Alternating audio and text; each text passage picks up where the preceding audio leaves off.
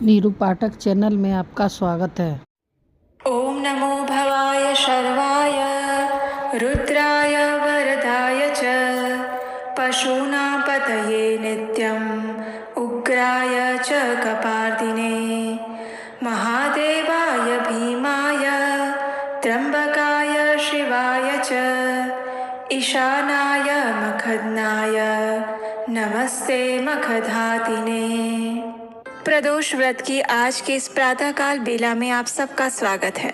आज है भाद्रपद मास के शुक्ल पक्ष की त्रयोदशी तिथि जो भगवान शिव को समर्पित है और आज ही के दिन प्रदोष का पावन व्रत रखा जाता है। भगवान शिव और माता पार्वती आपकी समस्त मनोकामना पूर्ण करें और आपको अपनी आध्यात्मिक यात्रा में प्रगति प्रदान करें, यही हम प्रार्थना करते हैं। तो चलिए, आज है शुक्र प्रदोष व्रत और उसी के सुंदर उपलक्ष्य में हम उससे जुड़ी हुई पौराणिक कथा का श्रवण करते हैं। आइए आज की कथा आरंभ करते हैं। श्री सूत गोस्वामी ने कहा, हे ऋषिगण, ये अत्यंत प्राचीन समय की बात है। एक नगर में 3 मित्र रहते थे। उन तीनों के अंदर घनिष्ठ मित्रता थी और ये 3 मित्र में से एक राजकुमार था, दूसरा द्विज कुमार यानी कि ब्राह्मण का पुत्र था और तीसरा वणिक था। राजकुमार और ब्राह्मण पुत्र के विवाह हो चुके थे, लेकिन वणिक पुत्र के विवाह होने के बाद अभी तक उसकी पत्नी को ससुराल लेकर नहीं आया गया था। एक दिन तीनों मित्र आपस में चर्चा कर रहे थे और वे सभी अपनी अपनी पत्नियों के विषय में बात कर रहे थे। ऐसे में ब्राह्मण पुत्र ने कहा, हे मित्रों, सच में पत्नी के बिना एक गृहस्थ का घर भूतों के डेरे समान लगता है। जब वणिक पुत्र ने इस बात को सुना तो उसी क्षण उसने विचार किया कि अब मैं भी अपनी पत्नी को अवश्य ही अपने घर लेकर आऊंगा। इस प्रकार विचार करके वो अपने घर गया। वहां जाकर अपने माता पिता से इस विषय में कहा और उनसे आज्ञा ली।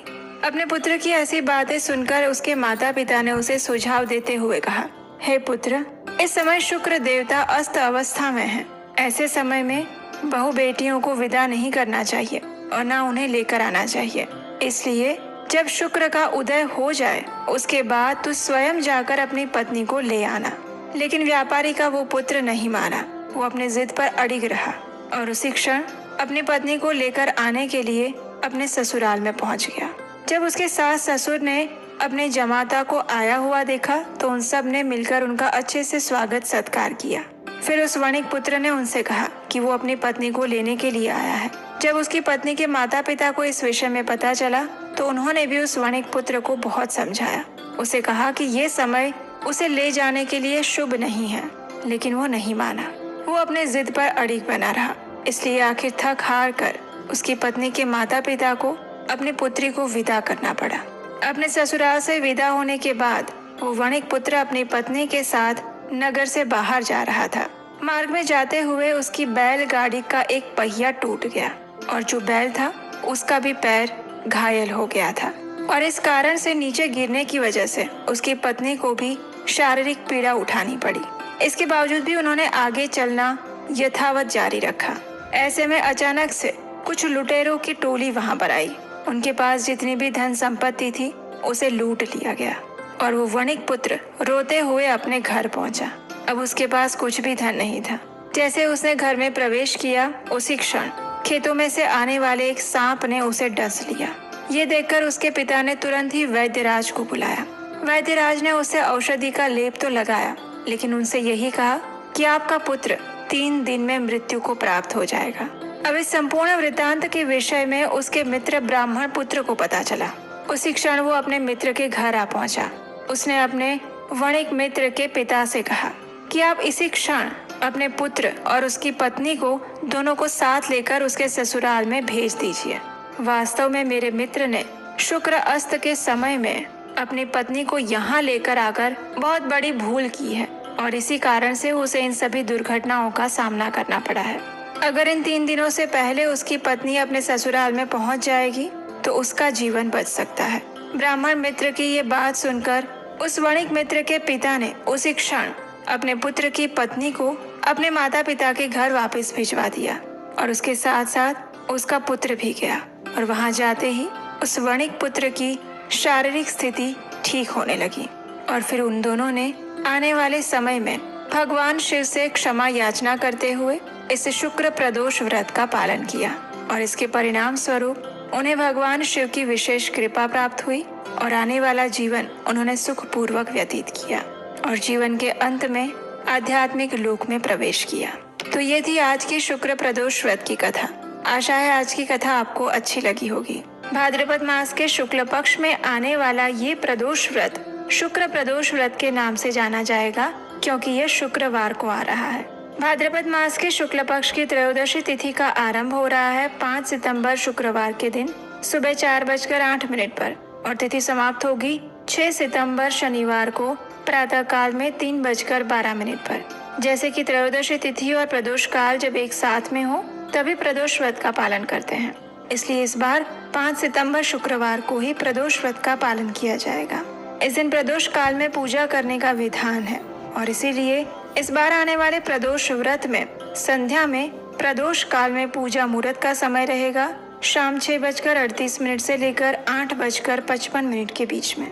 प्रदोष के व्रत में प्रातःकालीन और निशिता काल में जप तप और ध्यान करने से शुभ फलों की प्राप्ति होती है और इसीलिए इस दिन प्रातः ब्रह्म मुहूर्त का समय है सुबह 4:30 बजे से लेकर 5:16 तक का। प्रातः काल में भगवान शिव की पूजा करने का समय रहेगा सुबह 4:53 से लेकर 6:01 तक। इस दिन सूर्योदय होगा सुबह 6:01 पर और सूर्यास्त का समय रहेगा शाम 6:38 तक। इस दिन अभिजीत मुहूर्त लग रहा है सुबह 11:54 से लेकर 12:45 के बीच में। विजय मुहूर्त का समय है दोपहर 2:26 से लेकर 3:16 तक का और इस बार आने वाले प्रदोष व्रत में निशित कालीन मुहूर्त रहेगा रात्रि में 11:57 से लेकर 12:43 तक। इस बार आने वाले प्रदोष व्रत में सर्वार्थ सिद्धि योग भी बन रहा है जो कि सुबह 6:01 से लेकर 11:38 तक रहेगा और रवि योग रहेगा रात्रि में 11:38 से लेकर अगले दिन सुबह 6:02 तक। इस दिन राहु काल का समय रहेगा सुबह 10:45 से लेकर 12:19 के बीच में। प्रदोष के व्रत में विशेषकर भगवान शिव और माता पार्वती की पूजा पूर्ण श्रद्धा से करनी चाहिए। इस व्रत के नियमों का पालन निष्ठा से करना चाहिए और ऐसा करने से व्यक्ति की कोई भी मनोकामना शेष नहीं रह जाती। इस व्रत का पालन करने से व्यक्ति को मानसिक शांति, समृद्धि और पारिवारिक सुख प्राप्त होता है। जीवन में धन वैभव का आगमन होता है और वैवाहिक जीवन में भी सुख प्राप्त होता है। हमारे धर्म ग्रंथों में भगवान शिव को समस्त ग्रहों के अधिपति रूप में पूजा की जाती है और इसलिए इस बार आने वाले शुक्र प्रदोष व्रत का पालन करने से शुक्र ग्रह संबंधी सभी समस्याओं से भी मुक्ति प्राप्त होती है। चलिए अब देखते हैं कि प्रदोष व्रत की विधि क्या है, प्रदोष व्रत का पालन कैसे करना चाहिए। तो जो भी भक्त प्रदोष व्रत का पालन करना चाहते हैं उन्हें प्रदोष व्रत वाले दिन प्रातः काल में ब्रह्म मुहूर्त में उठना चाहिए। स्नान इत्यादि से स्वच्छ होने के बाद स्वच्छ वस्त्र धारण करने चाहिए और अपने घर के मंदिर की साफ सफाई करनी चाहिए।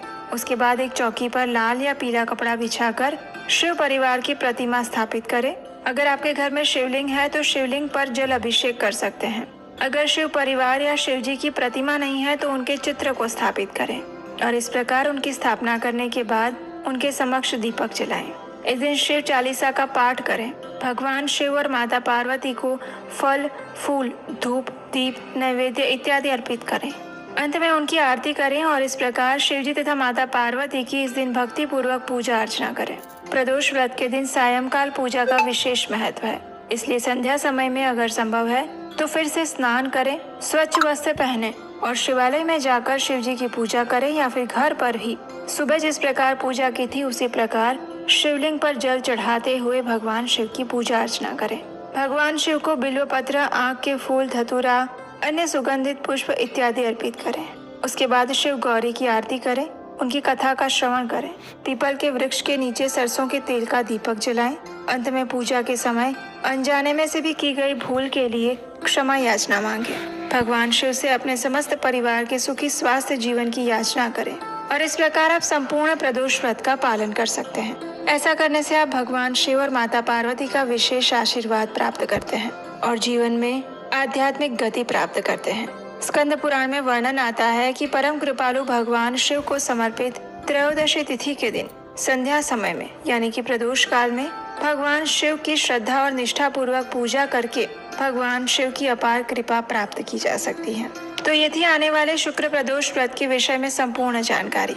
हमें आशा है कि ये जानकारी आपको उपयोगी लगी होगी। अगर ऐसा है तो आपके अपने चैनल उपदेशाष्टकम को सब्सक्राइब करने के साथ साथ आज की इस कथा को शेयर भी कीजिएगा आपके सभी मित्रों और परिवारजनों के साथ।